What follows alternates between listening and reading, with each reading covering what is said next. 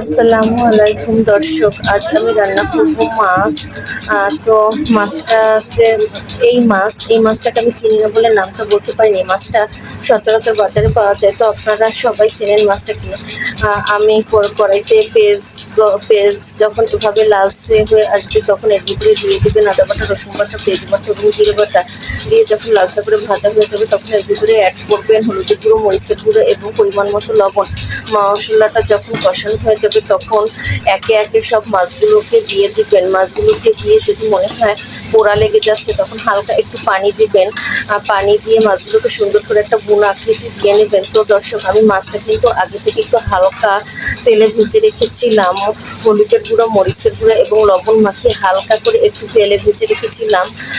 মাছটা এক পর্যায়ে এভাবে দিয়ে দিবেন। দেওয়ার পরে এর সাথে একটু পানি দিয়ে দিবেন। পানি দিয়ে মাছটাকে কিছুক্ষণ রান্না করবেন।